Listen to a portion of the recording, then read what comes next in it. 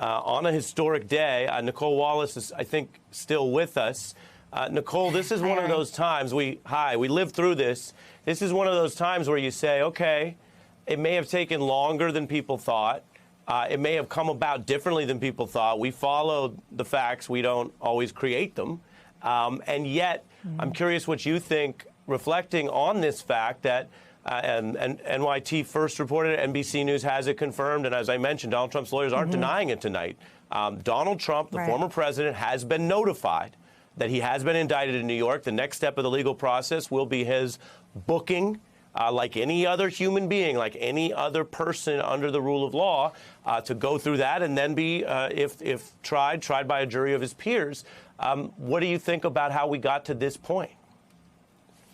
You know, I have two thoughts. You know, one, with Trump, there's always a threat of his own expression, human carnage. And when you listen to Michael Cohen, this is someone who didn't have sex with Stormy Daniels, whose campaign didn't benefit from silencing her, but he went to jail.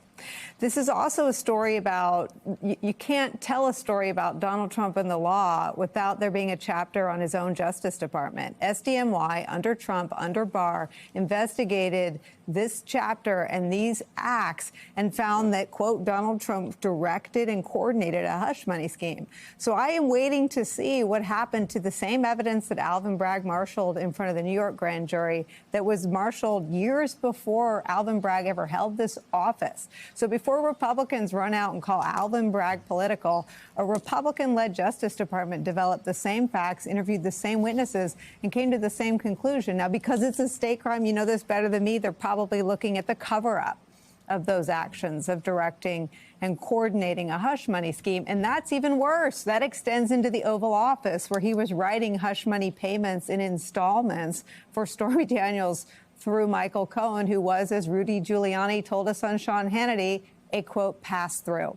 So because it's Trump, there are human beings that were viewed as disposable to Trump, people who were once very close advisors. There's always a Barr story or angle. There's, oddly, always an SDNY thread. There's always an open question for Merrick Garland about what happened to these federal cases. Yeah, and as you say, and Michael alluded to it earlier, Nicole, there are other allegations. There's other criminal evidence of matters that could be more serious. You know, when people say don't make a federal case out of it, there's a very serious open federal case regarding the insurrection against the United States, including a convicted sedition, and whether the tentacles of that reach back into Donald Trump's White House. As of now, no one that worked for him directly or he has been charged or held accountable for that. But I guess, before I go on to the... Go ahead. Yeah, but I mean, if you and I did all three of these things, right? If you and I silenced a porn star to benefit our presidential campaign, if you and I incited a deadly insurrection, and if you and I took classified documents to Mar-a-Lago and said they're mine because I thought them declassified, we would be criminally exposed in all three jurisdictions, state and federal. It's only in conversations about Donald Trump that people are like, well, let's go with the best one. And frankly, that analysis has shifted too. Until classified documents were found at Pence's home and Biden's library, people thought Mar-a-Lago was the strongest prosecution. So, you know, I'm not a lawyer, you are, but people should follow the facts and treat everybody the same. If you prosecute me, you should prosecute an ex-president.